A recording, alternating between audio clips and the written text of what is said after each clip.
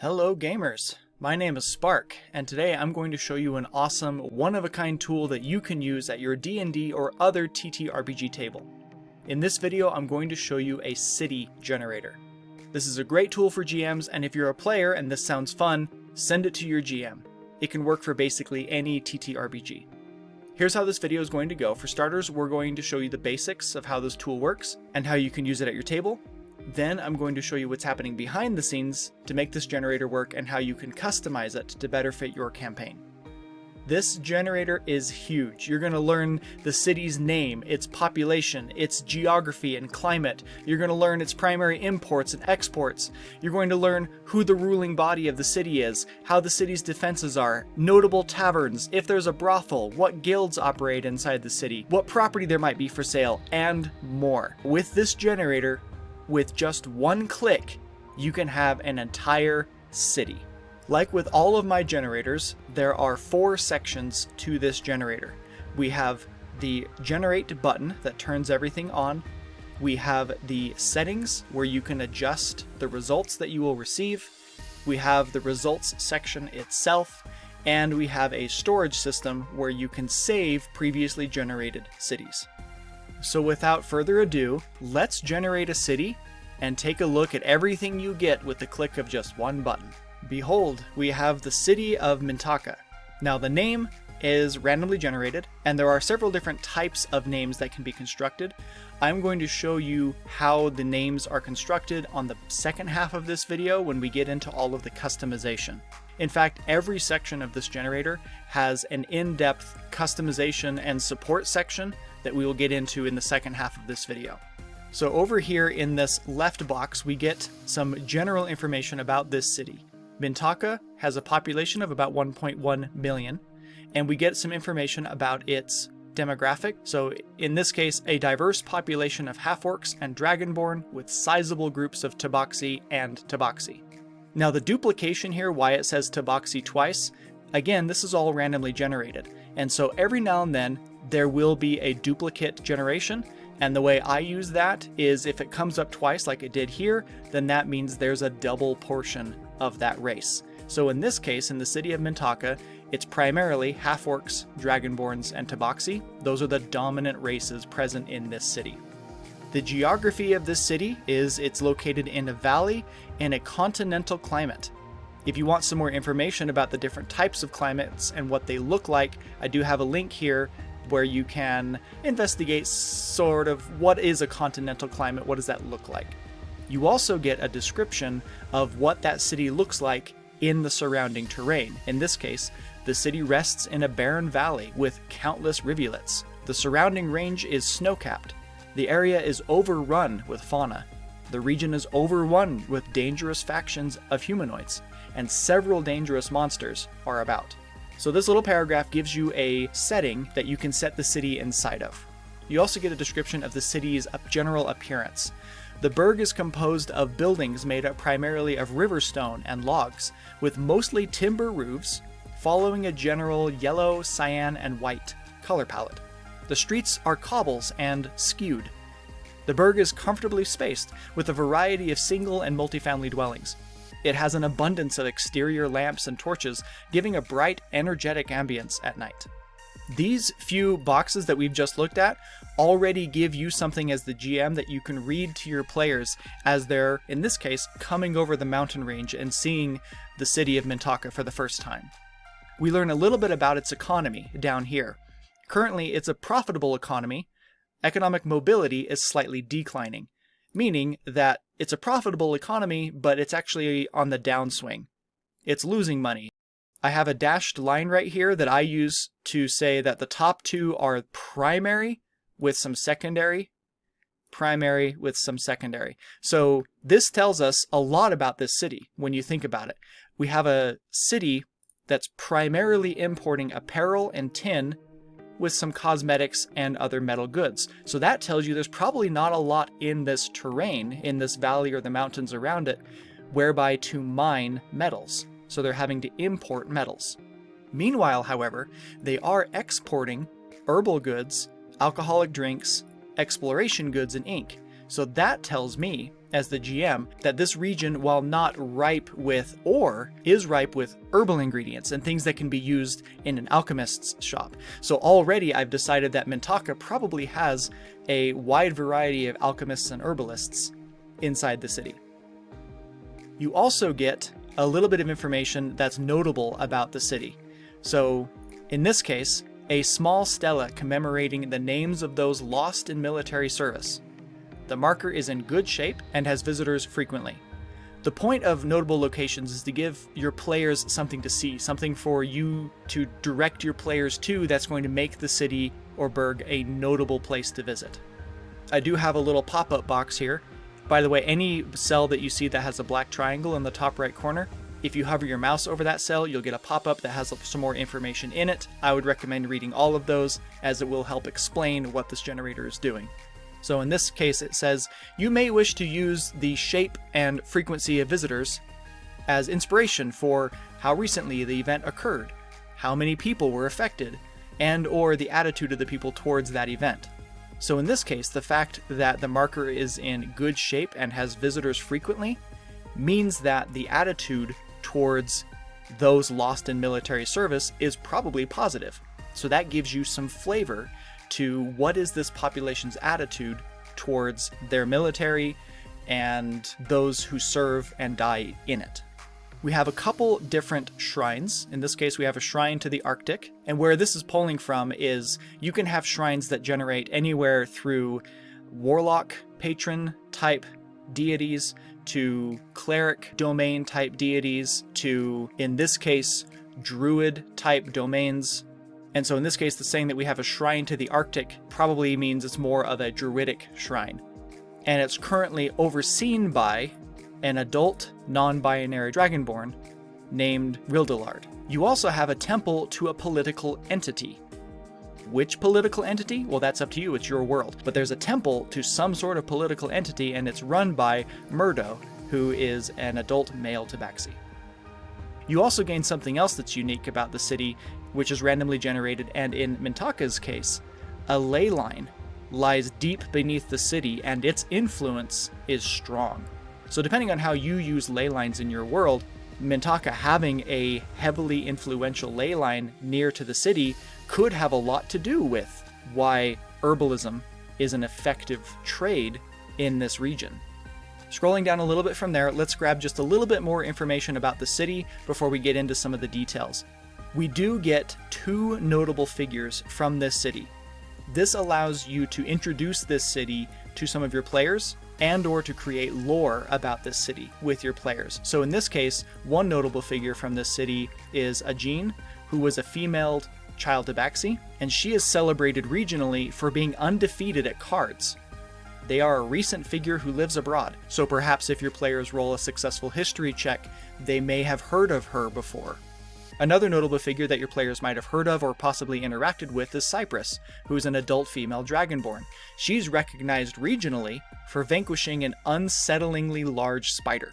They are a current figure who lives abroad. So the difference here between a current figure and a recent figure is that the recent figure either hasn't been here in quite a while or may have recently passed. You get to interpret that however you want to. The fact that this says a current figure means that they are definitely alive. Again, open to your interpretation and fitting it into your world however you want it to. To the right of that, we have property that's for sale, and up to 2 different properties will be generated. So in this case, we have a tiny 3-story dwelling in derelict repair with 1 acre of land, costing 768 gold pieces. It's for sale by an adult female Goliath by the name of Imianth. So if your players were looking to maybe buy a house, there's a 3-story house available for sale there. And then we also get a small keep in the countryside in decent repair for 8,400 gold. And you can talk to Garcia, who is an adult male halfling, if their players are interested in that. So this gives your players 2 different options, and sometimes businesses will be listed for sale here. So if your players wanted to buy a blacksmith or something, that might pop up in here as well. Okay, so the stuff that we've looked at so far just kind of gives you a general introduction to the city, notable locations, notable people, and some property. Let's go ahead and scroll to the right and take a look at the government. So in this yellow section is the government of the city. In this case, the city's government is an autocracy, which there are different types of autocracies, so this clarifies in the parenthetical saying this is an absolute monarchy, meaning that there is, well, the little box underneath explains what this type of government is, because there are going to be some government types that get generated here that you may have never heard of. I certainly didn't know the definitions of all of these different types of governments, so I give you a brief explanation to what this type of government is. In this case, a system of government wherein supreme power, social and political, is concentrated in the hands of one person or polity, subject to neither external legal restraints nor regularized mechanisms of popular control, except for the implicit threat of mass insurrection. This is a traditional and historical system where the monarch exercises ultimate governing authority as head of state and head of government. In other words, this is your I am the king or I am the queen and I rule and my rule is law and everyone has to obey me. Whatever other types of government get generated, you will get a little blurb here explaining what that type of government is. Now, just because we have an absolute monarchy doesn't mean we don't still have nobles. So if we come over here to the right, we have the ruling body section. This ruling body is called the supremacy. So in this little box, you will always get the name of the ruling body. If your players are in a tavern, they might hear the tavern keeper say, "Oh, just the other day, the supremacy was..." The supremacy refers to the ruling body. And so who is this absolute monarch? It's going to be the potentate here, Lisgwyn Voiddoom, in this case, who is an adult female half-orc. And then you also get 3 prominent nobles. And the reason I give you these prominent nobles is so that you have other people in the supremacy that your players can interact with by name.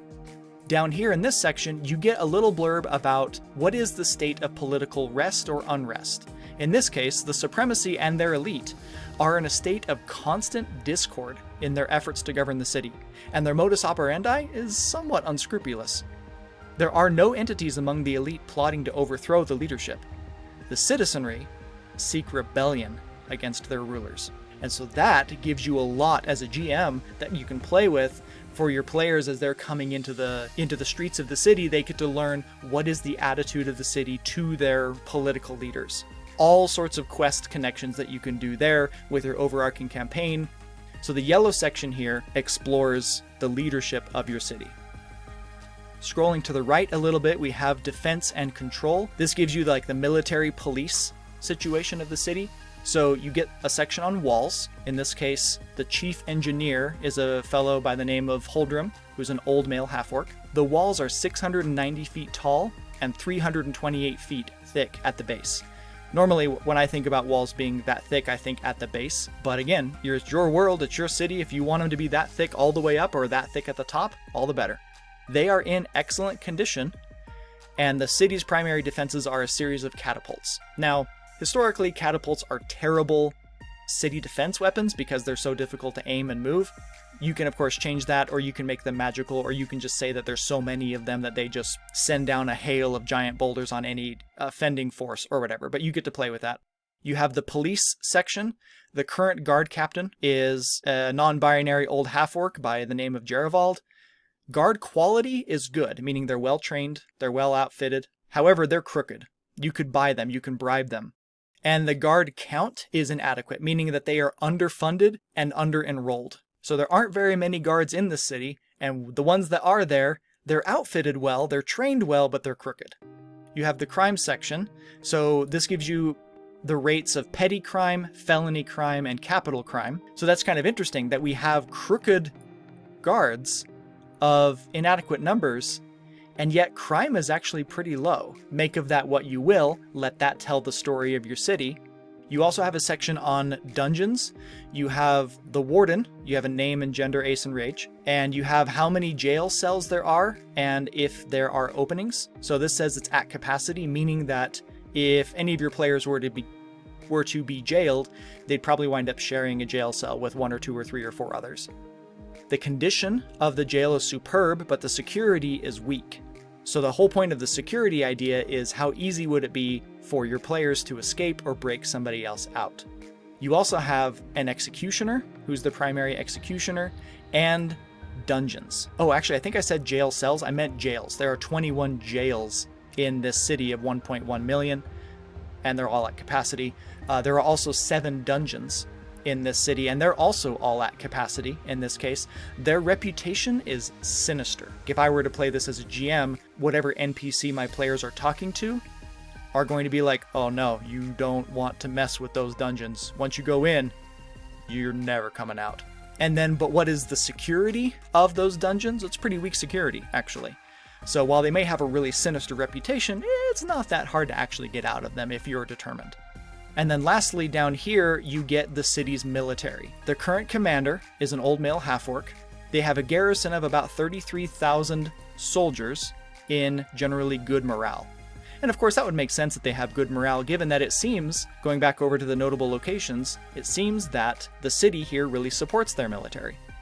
You get to use all of these materials and pieces of information to create a whole slew of stories.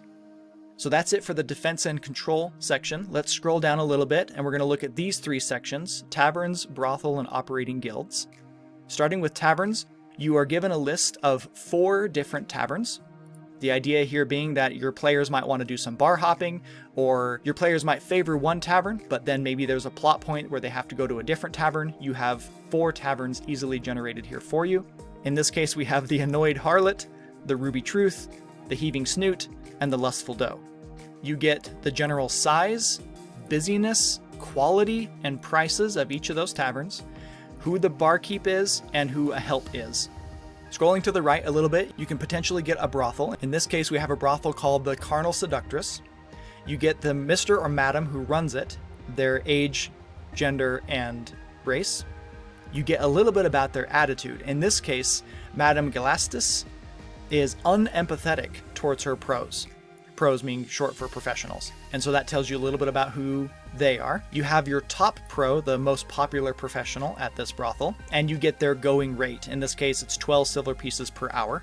You get the general quality of the Carnal Seductress, the brothel. In this case, it's poor. Popularity, several. That means that there are several people here.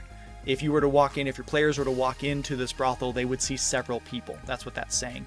And then just for kicks and giggles, what are the chances of your players potentially catching an STI in this brothel? 17%. So if your players were to decide to visit the brothel, you could roll a 1d100 or have them roll, and there you go.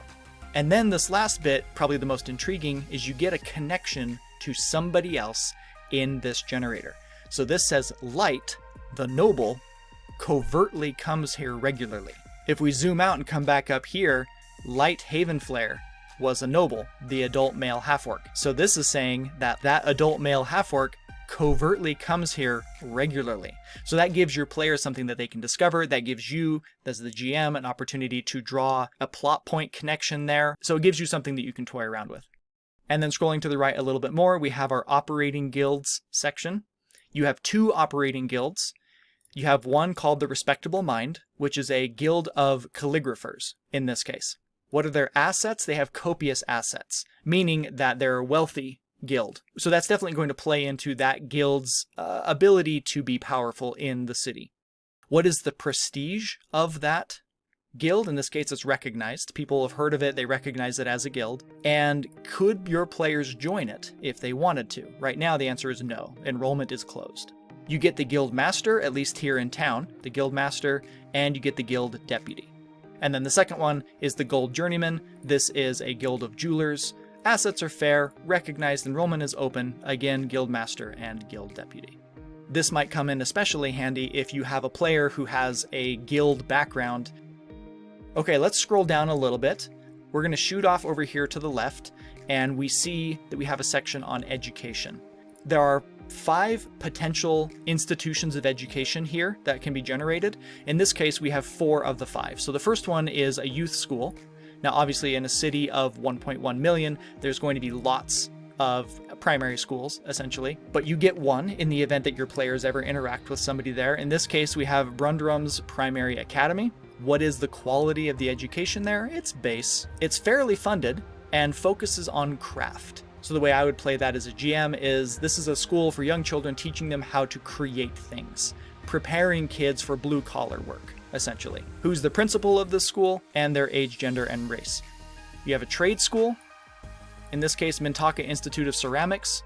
Quality is mediocre. Enrollment is open, and currently it looks like the school will take up to 11,000 students, and only 7,100 are currently enrolled. So if your players wanted to enroll into this Institute of Ceramics, they totally could. So if you had a player who wanted to pick up a new proficiency of some kind, and you felt like that was an institution that could offer that proficiency, then your players could pay the 61.6 gold pieces to enroll and potentially get that proficiency.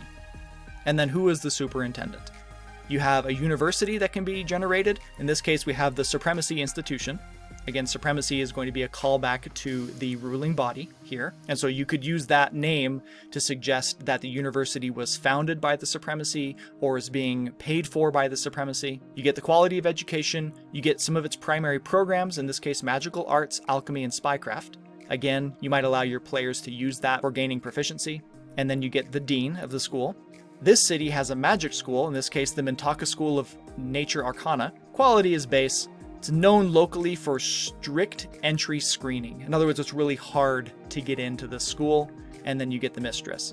And then every now and then, usually in cities that are run by mages, going back up to the types of government, cities that are run by mages will often have mage towers, and I'll show you what that might look like on the second half of this video when we go in and look at the settings for that. Scrolling down a little bit more, we have upcoming events that you can help your players look forward to. In this case, we have two. We have the anniversary of a plague's end. This will be happening in a couple days. The anticipation is high, and a religious icon will be visiting the city to help celebrate. So what I would do with this as a GM is, it's happening in a couple days, I might decide to create a festival, and this might be a fun opportunity for the players to get to have party games and drinking games and pie eating contests and those kinds of fun antics that almost every table loves. The fact that anticipation is high means that the general citizenry is going to be talking about it a lot, and everybody's going to be involved, so that means shops will be closed down, and maybe that's an opportunity for shenanigans to happen somewhere else. And then who's this religious icon? I don't know. It's up to you to decide who that might be. The next one is the anniversary of a war's end. This will be happening in several weeks, and the anticipation is wild, and a major ruler is going to be coming in. I would definitely want to pick or create some type of war that happened in this region, and potentially Mintaka was a major contributor of soldiers to that war. And maybe, going back up to that thing about how this city is really supportive of their military, maybe that's why they're so supportive of their military. Maybe that's why the morale is good. Maybe a war ended not that long ago, and the Mintaka regiments made significant impact on the success of that war. So this generator can generate up to 3 upcoming events at various distances of time and anticipation levels. We also have a local cult chapter that can be generated here. In this case, the People of the Revered Razor. That's the name of the cult. And what is the purpose of that cult? To obtain political power. You get the chapter head, the person who's in charge of it, at least at this location. You get a lieutenant, and you get their level of secrecy. So in this case, this cult has been heard of. So if you were to go into a tavern and ask people, hey, have you heard about the People of the Revered Razor? It would be very likely that, yeah, I've heard of them. I don't know. Couldn't really tell you what they do, though. That's probably how I would play that. And then what's their membership? In this case, fair refers to the quantity. What does a fair membership look like in a city that has 1.1 million? I don't know. That's entirely up to you. And then just like with the brothel, you get a connecting name here to somewhere else in the generator. So in this case, Dargurn, the commander, is an open and cryptic member. So if we zoom out and scroll up to Dargurn, back up here in the defense and control section, Dargurn was the commander. He's the one that's over the garrison of soldiers here in Mintaka. He's a member of that cult, and it says that he's an open member, meaning that people are aware. He's not hiding the fact that he's a member of this cult. But the fact that he's cryptic, well, here's how probably I would play this. He's open about it in a cryptic way. He probably has secret handshakes and secret code phrases that he uses cryptically to communicate with other members of the cult that if you're not a member of the cult, you're not aware of. That's probably how I would interpret open and cryptic. Now let's scroll to the right and back up here. We have this large green section on mercantile, and this just gives you plenty of different stores that might be available here in the city that your players might want to have access to. There are about 2,000 general stores in the city. That's what that number says. There's about 2,000 general stores, and I give you 2 right here that you can pull from in the event that your players want to go visit a general store. There's the accomplished outlet and the bargain shop. You get the proprietor and the age, race, and gender for each of those. You've got apothecaries, art salons, basket weavers, beast market, blacksmithies, bookstores, breweries, candle makers, carpenters, clock makers, clothing shops, cobblers, farmers markets, glass blowers, jewelers, leathersmiths, magical goods, novelty shops, stonemasons, tanners, wainwrights, all available for you there. Now, if it's a small city, if this generates a small town, there will definitely not be one of everything in here. But because this is a city of 1.1 million, it would make sense for there to be plenty of these available in this city. And then scroll down a little bit here to the last section, we have rumors and hooks.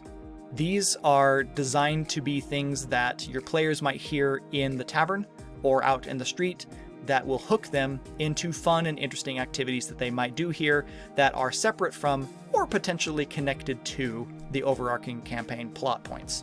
I put these two rumors in quotation marks because the way I use this is like, this is exactly what they hear somebody say. You might not want to plan it all out just in case your players don't care.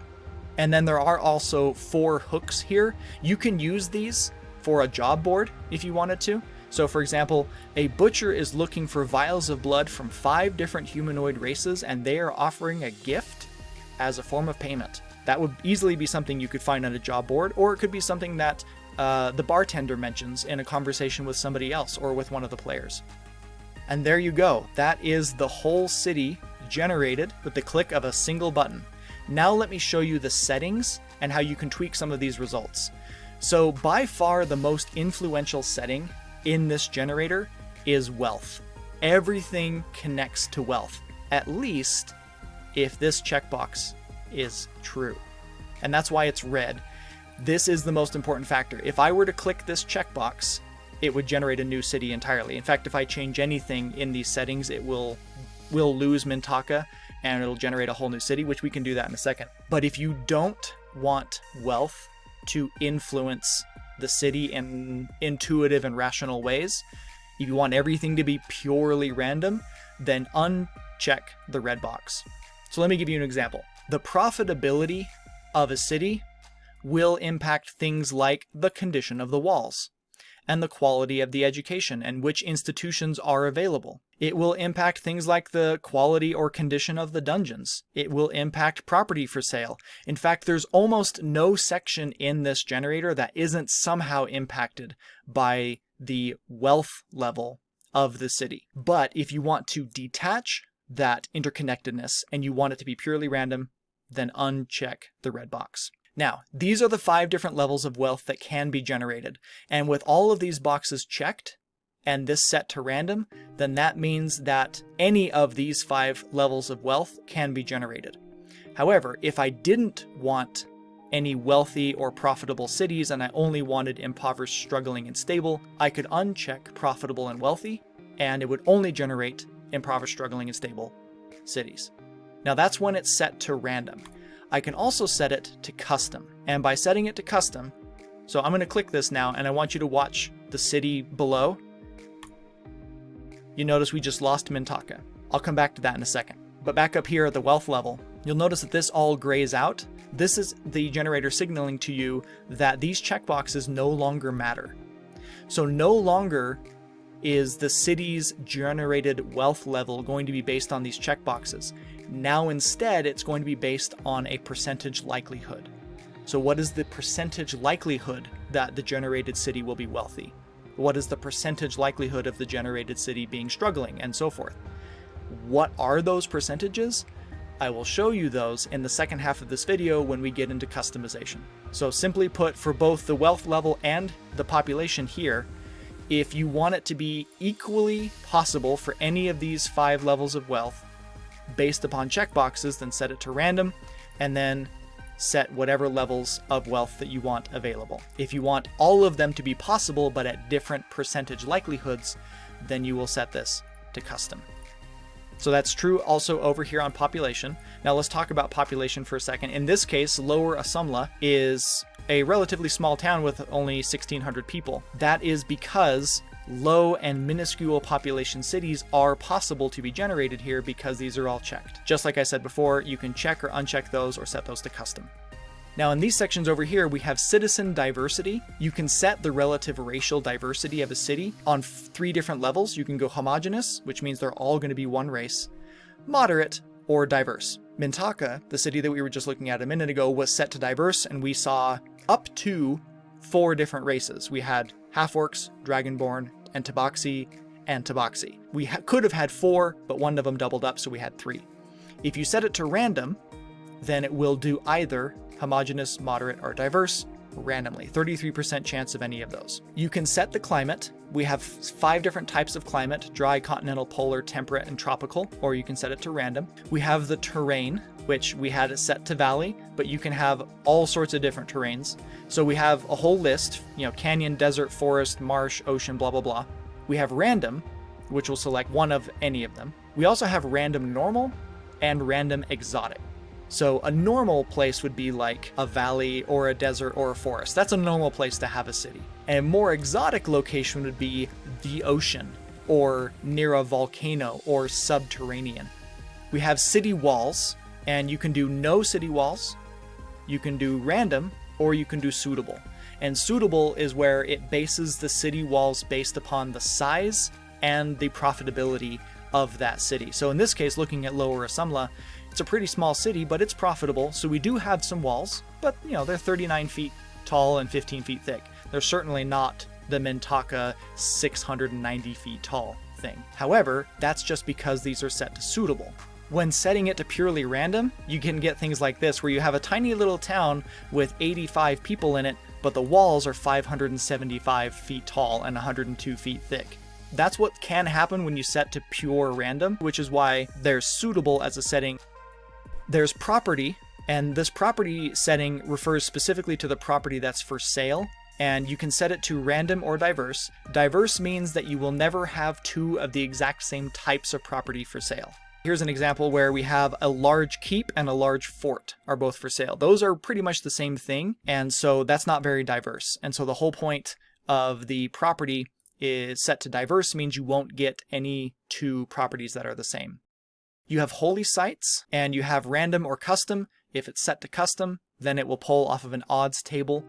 If it's set to random, then it will be random. I'll show you that in the back half of the video, what that means. And then we have system, and this is for systems of measurement. If you switch it to metric, you'll notice we switch to meters. And so depending on, what system you use, you can switch it from metric to imperial.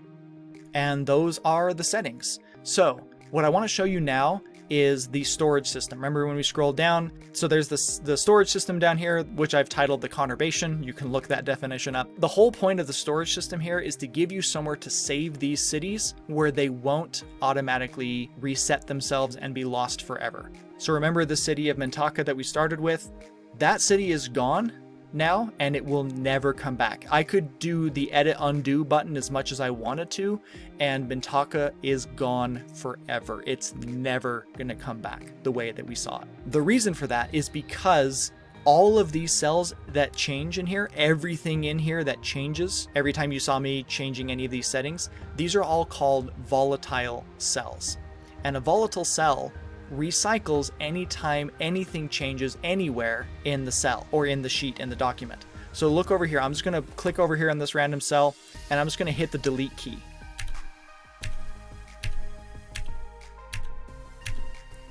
Just making one keystroke resets the entire generator. That can be really sad if you were to click generate and you've got the city and you're shuffling your players through it and they're excited and they're going through it and you accidentally hit a button and you lost it. It's gone forever. You're never going to get it back no matter what you do. So I give you a place that you can store it. What you're going to do to store a city that you've generated is you're just going to click and drag and select everything from the city's title up there in the top left corner all the way down, clicking and dragging all the way down to the hooks section. Now that the whole city is selected, I'm going to copy it, and then I'm going to come down into the storage system, click up here in the top left corner where the title would be. Notice that it's mimicked the formatting style, and I'm going to right click, paste special, values only. Do not click just paste. Do not just click paste. If you click, well, let me show you. If you click just paste, that's not going to work at all. Notice that nothing's been carried over. We're having false errors populating here. It absolutely did not work. However, if I right click paste special values only, you'll notice that we have all the information. Now, sometimes we lose some of the formatting of the dividers. You'll notice some of the dividers here have been lost. I don't know why it does that. I've never been able to figure out how to make it copy paste perfectly every time. But importantly, you have all of the information on this city. If we scroll back up here, we'll notice that that city is gone now, but it is down here. So watch what happens if I select that cell and I click delete. You'll notice that up there at the top, things are cycling, but the city that I just copied and pasted is not cycling. And so now this city, none of these cells are volatile, and this city is available for us forever. You'll notice we have two little arrows over here pointing to this minus button. This is a collapsible button, so you can click that, and now that city is neatly tucked away behind this little label. You can expand it again, and it's right there, not lost. And so now you could rename the title of your city, give some notes about that city, so even while it's collapsed, you still know what's back there, and you can save up to 7 cities here in the storage system. I do have a tracking system here for you. Notice that it says Berg slot 1 is used. This is Berg slot 1. We just stored it in there, and so that's telling us that it's used, but it says that the other 6 slots are open, so that lets you know, just at a quick glance, what is used and what's available. And then when you're done with this city, let's say you've copied and pasted this information over somewhere else and you want to open up this storage area again, just right click and select the whole city and then press delete. And now it's blank, ready for you to paste back into, and it says Berg slot 1 is open. You can minimize that, and now you have all 7 slots open again. So that is the basic functionality of the city generator. I think we're going to end this video here, and I will do a separate video for customization. Thank you very much for watching. Remember, I have dozens of other generators, so be sure to check them out here on YouTube or at buymeacoffee.com. Links are in the description down below. Please like and subscribe if you enjoyed this video, and hopefully I'll see you in the customization video. Thanks for watching.